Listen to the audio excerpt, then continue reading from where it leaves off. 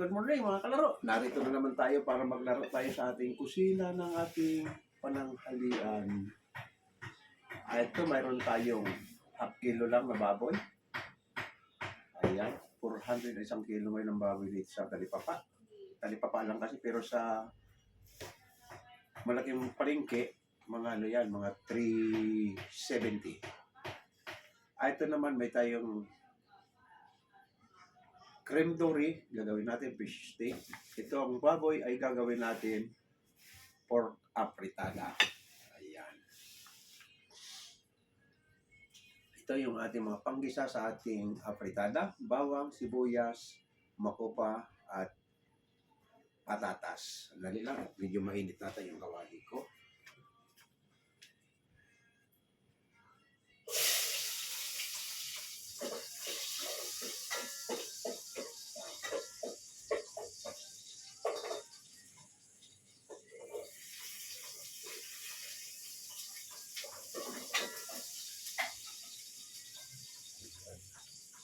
Yung ating creme dory, ito creme dory, imamarinate natin sa tuyo at limon. Yan, konti lang ang lagay natin. At lalagyan din natin ng kaunting oyster sauce.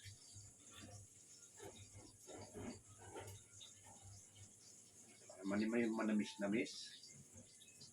Ito, lagay natin itong yan, may piniga kong limon. Ayan, lagyan natin itong limon. Ayan. Lagyan natin ng pamintang durog.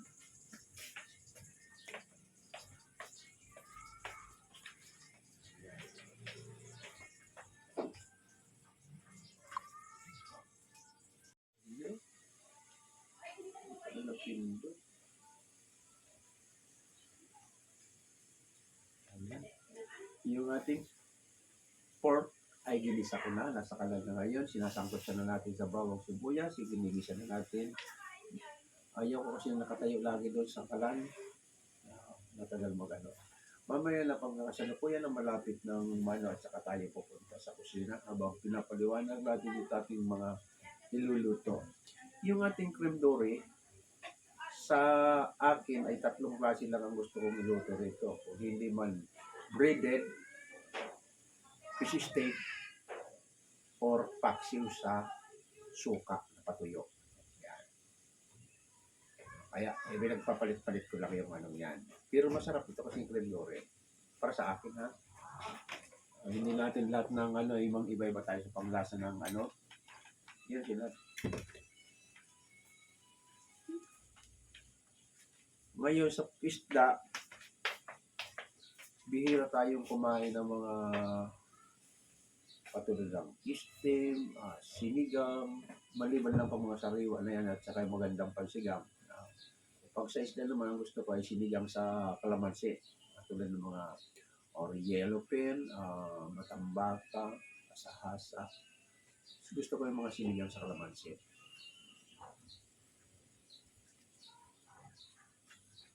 Good morning sa ating mga taga-subaybay. Angelica, good morning sa inyo dyan.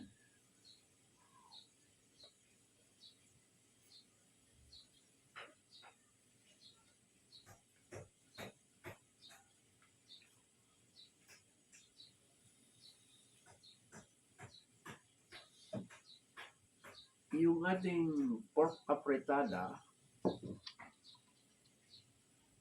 good morning ate. Hello my friend. Mayroon tayong iluluto. Nagluluto tayo ngayon. Ayan. Nakasalang na yung ating pork apritada. Bago natin ito sunod ay yung fish. Hello Ma'am Susana. Mag-follow. Thank you sa follow mo. Saan ka my friend? Isabela po. Ay, Isabela. Dito ako sa Las Piñas.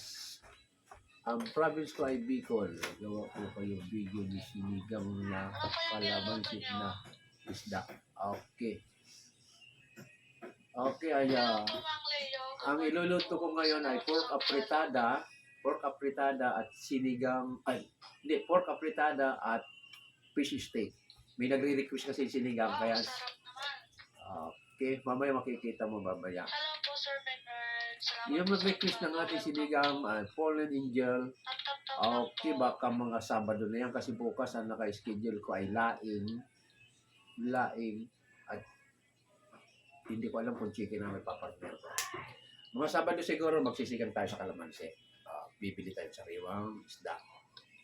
Okay, thank you sa mga nagre-request. Walang problema kung mag-request kayo ng iluluto. Yung sinigang na isda natin sa hindi na natin schedule. Okay, sino ba ito? Si Fallen Angel. Okay, sa Saturday natin lulutuin ng sinigang na isda. Assume. Good morning po, Pete. Yana. Good morning, GBC. Good morning sa lahat ng mga dumadaan. Isabela, nasaan ka ng lugar ate? Nasa bukid, nasa bahay? May puno. Nagilian po sa probinsya. Kaya nga, anong lugar ang nakatatayon mo ngayon? Nasa bukid ka, nasa likod, harapan ng bahay? Harapan po ng bahay. Ayun. Anong puno na yun ang malaki? Punong mangga po. Dito lang po Yung kasi puno. may Taga sa probinsya, masarap po yung mayroong ganyan yung mga puno sa tapat ng bahay, tabi ng bahay. Ayan, laki nga. Good morning, ate. Good morning po, ate. Kamusta po? My friend, magluluto tayo. Mayroon tayong nakasalang na pork, Hello, apretada, ma'am. at fish Salamat po sa steak. follow. Ayan. Thank you. At sa ating mga dumadaan sa ating live, marami tayong Hello po, Mantabal. marami tayong mapagpipilian sa ating TikTok Hello, basket. Ma'am Elsie. Ayan. Salamat po sa mag-follow. Ma'am Christina. Hello po. Ito yung ating TikTok basket. Marami tayong mapagpipilian. Katulad nitong stainless pressure cooker.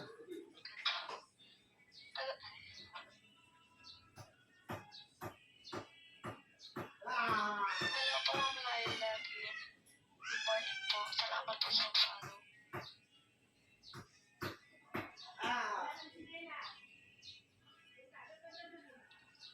Ayan ang ating mga naka-display pang ano natin.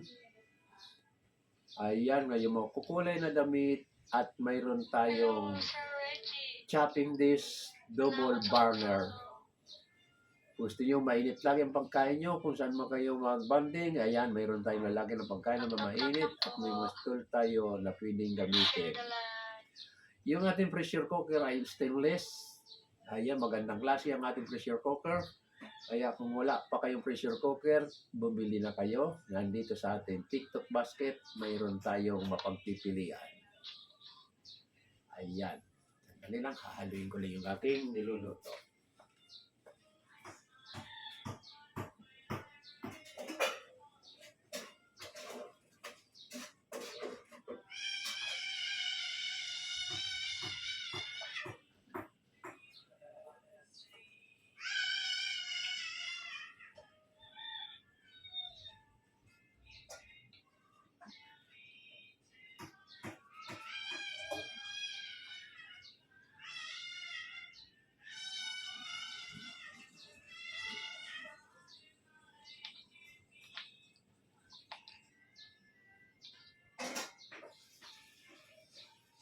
Hindi po kayo mag-send ng I love you heart.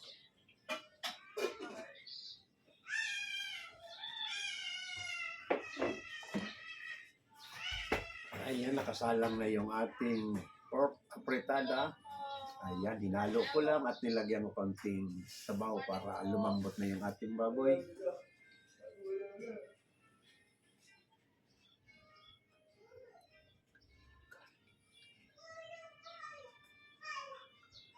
Si Karen. Umalis na yung isa. Anong pang-ani ngayon dyan sa Isabela, Karen? Anong season ngayon na inaani? Isabela.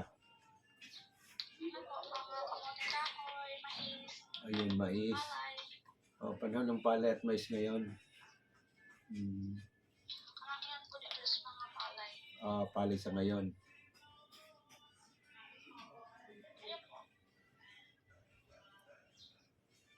namimiss ko nga rin ang pag-aani nung araw ay bata pa ko nung araw sa edad kong 10 to 12 ata. Ayan, nakikiani kami nung araw. Kaya lang nung magbinata na ako, lumabas na ako rito sa Manila, na hindi ko na naranasan mag-ani-ani ng palay. Pero nagkaroon naman ako experience sa pag-aani niyan. Tapos wala pang yung yung tawag na tracer. Mahirap mag-ani ng manual. Lalo na yung bundok na tinataniman, yung bundok palay, hindi yung sa bukid ha. Okay sa bukid, pantay. Eh sa amin nung araw sa Bicol, ang tinataniman namin sa bundok. Aanihin mo, mahirap. Mahirap mag-ani na sa bundok. Mas maganda mag-ani pag nasa bukid, pantay ang lupa. Pero pag bundok, nako, mahirap.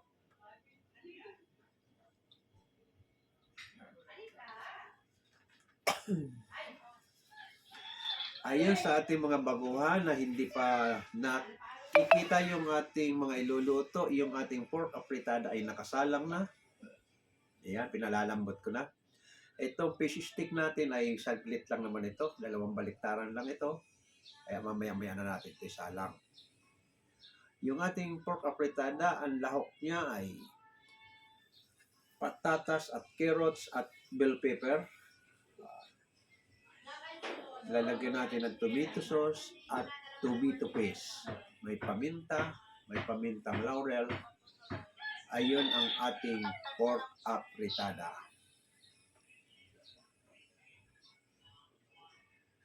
Patricia Mi, good morning, good morning.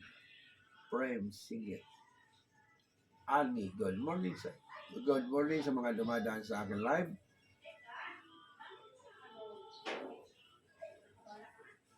Ayan. Sa ating mga gustong matutong magluto, ayan yung mayroon mga kakayanan mag-aral ng tawag nito, culinary. Ang culinary natin na ngayon na talagang gusto mong kumuha kang culinary na makapasok ka sa mga gandang trabaho ay 5 years na, di ba? Nung araw, 4 years. 5 years na ngayon ang culinary. Ngayon, kung kukuha ka ng vocational, semi-vocational, 3 years or 2 years. Ngayon, kung wala ka namang kakayanan sa ganung klase, dahil medyo walang kaya at hindi maabot, may TISDA tayo. Sa ating TISDA naman, mayroon tayo 3 months to 6 months para makakuha tayo ng certificate para makapag-apply tayo sa mga hotel o restaurant or papuntang abroad. Kailangan natin ng certificate para may ipakita kayong nag-aral ng pagluto ng culinary. Ngayon kung wala naman tayong kakayanan at walang oras pamunta ng TISDA, ito, panoorin nyo na lang ang video ni Mang Leo. Sundan nyo na lang step by step ang aking video. Mayroon kayong matututunan sa pagluluto. Ayan. Mayroon akong video sa YouTube. Ang pangalan ay Mga Kalaro. Pwede nyo mapanood. At mayroon naman dito sa TikTok. Pwede nyo mapanood sa TikTok. At mayroon din tayo dyan ng Yellow Basket. Kung gusto nyo umorder, makakapag-order kayo dito sa Yellow Basket ng aking TikTok. Ayan. Ito ang ating mga naka-display ngayon. Kahapon ko lang ito i-display. Ayan, meron tayong mapagpipilian. Lalo-lalo na itong ating pressure cooker na stainless. Ayan. At ito, mga damit naman ng mga kulay. Si Mari, si Nini. Ayan, mayroon kayong magagamit. Mga pambabae, mga kulay na damit. At yung gustong magbanding, mayroon naman tayong painitan na itong chopping dish na double burner para hindi lalamig ang ating pagkain. At kung mayroon kayong mga sasakyan, nandito naman ang mga tolls para hindi tayo manghihiram ng tolls. Murang-mura lang, 2.6 lang ang halaga ng ating mga tolls para mayroon kayong magagamit sa inyong sasakyan. Ayan.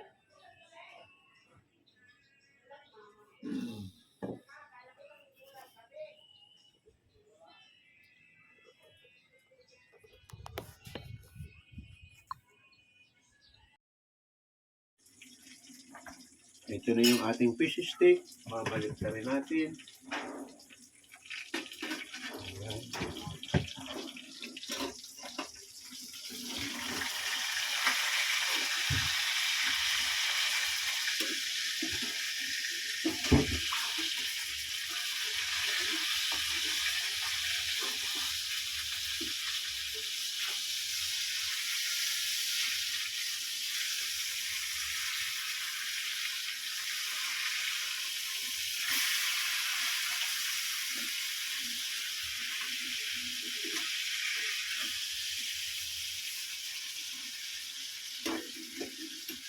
Ayan na, nabaliktad na natin. Kulay brown na yung ating fish steak.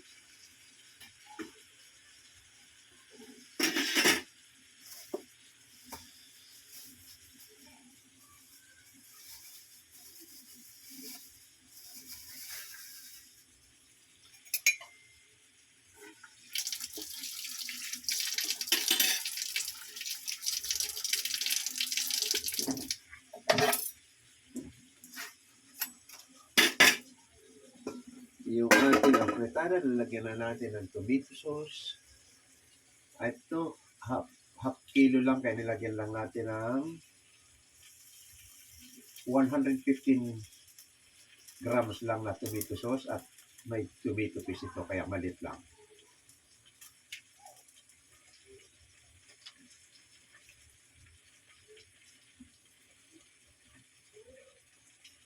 Ayan. Ang ating tomato paste, kaunti rin lang ilalagay kasi pag naglalagay kayo sa ating mga baguhan, huwag kayo maglagay ng maraming tomato paste at aasin mo yung luto. Maasin ito. Panimpla lang sa tomato sauce. Yan. Isang kutsara lang yan. Ganyan. Pwede na yan sa half kilo.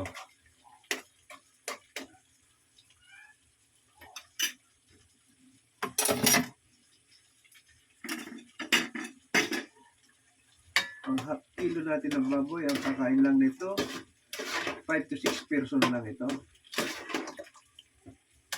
Sa halagang 200 kalahating kilo.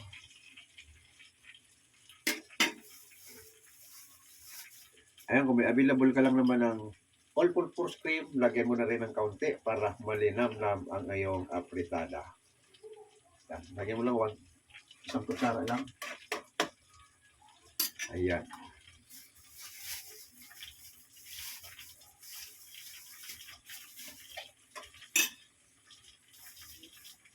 At lagyan mo na rin ng Kraft cheese. Ayan.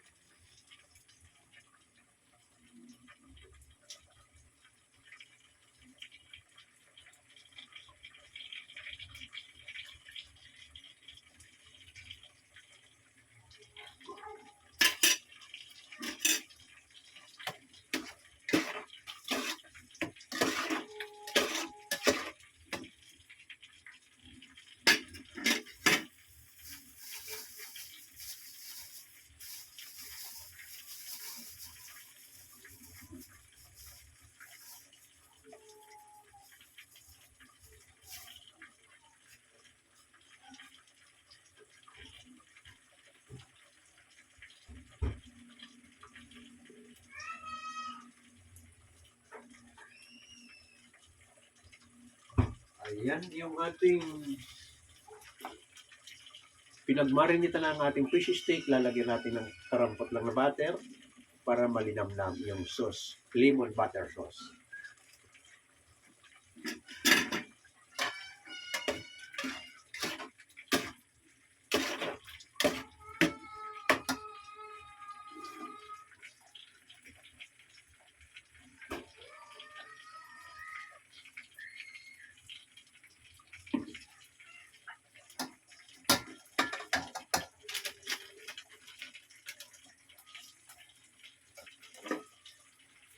Lagyan natin ng konting liquid seasoning yung ating pork afritada.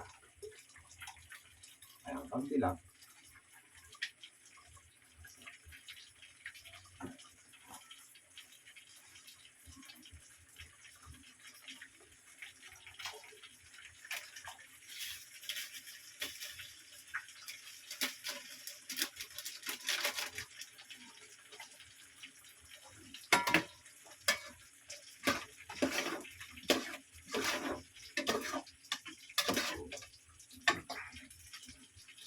Lagyan ulit ng kaunting paminta ang ating afritada.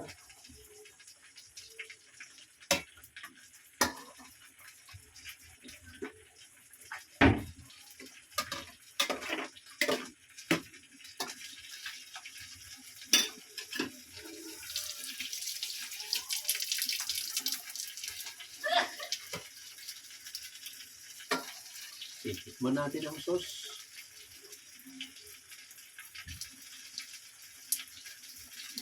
Number 1, ang lasa ng ating pork afritada.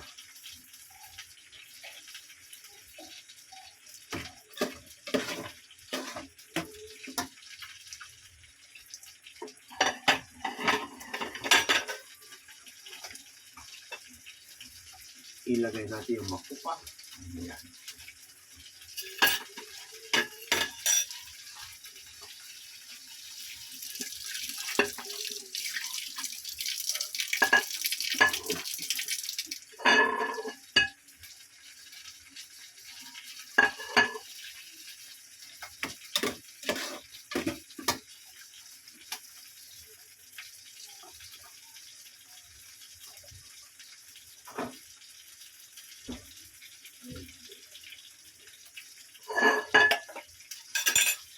Amuin na natin yung ating fish steak.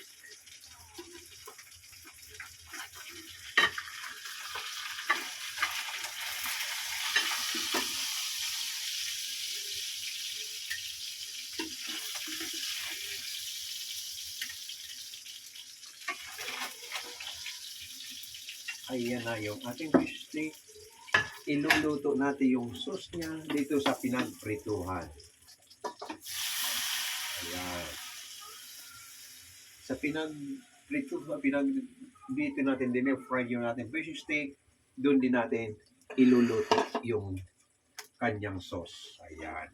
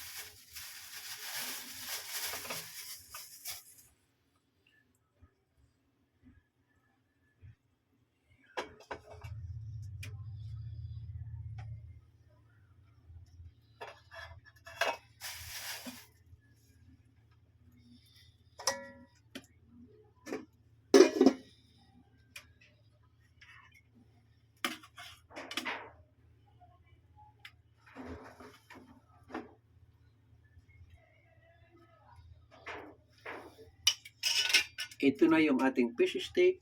Ayan. Ilagyan na natin ang sauce.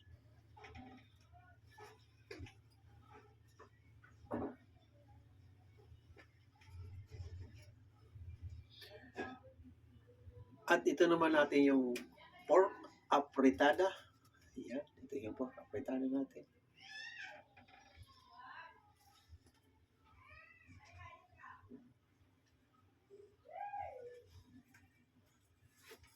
Yung ating fish steak pala, ito yung ating fish steak. Ayan. Lemon sauce ang ginamit natin ha. Lemon butter sauce. Ayan. Lemon butter sauce yan. Ayan. Masarap ang cream dory yung ginagawang fish steak. Ito.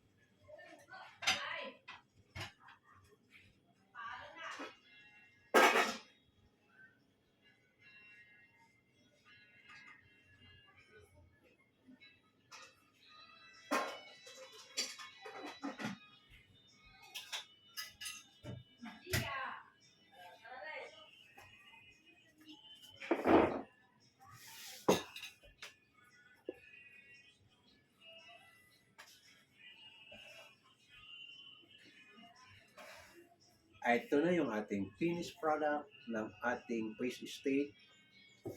Kahit anong bansa ay kinakain ng ating fish steak. Hindi lang Pilipino po dito. International ang luto ng fish steak.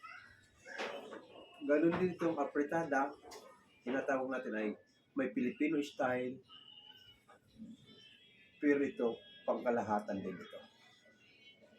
Pork apretada. Okay, tikman na natin.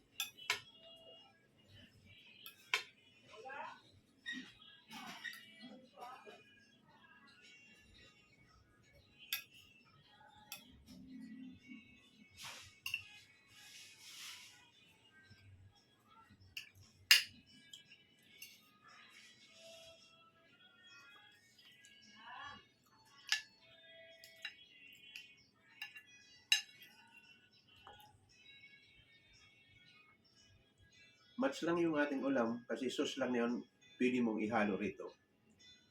Pag kinakain mo, pwede mo isabay sa apretada.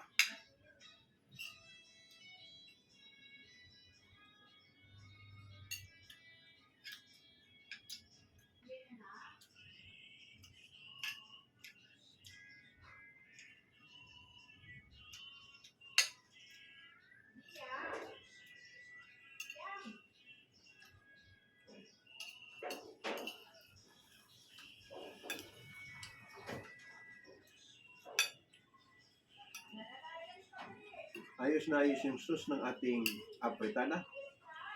Nilagyan ko kasi kaunting breadcrumbs para mild lang yung pangkalapot. Bira kung gumamit ng custard sa mga red sauce. Ginagamit ko talaga pampalapot yung breadcrumbs. Kung ginamitan mo kasi itong cornstarch, para sa akin medyo malapsak. Lumalapsak.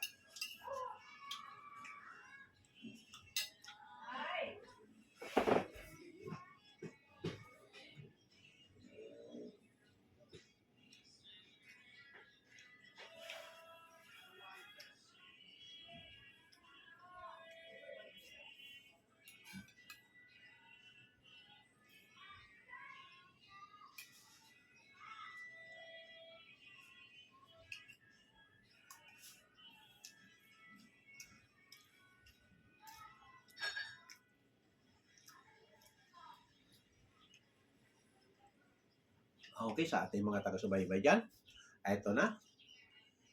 Sa mga huling nag-open ng kanilang mga account, ito ang ating fish steak cream dory. Okay, mayroon siyang lemon butter sauce. At ito naman pork apretada. Pork apretada.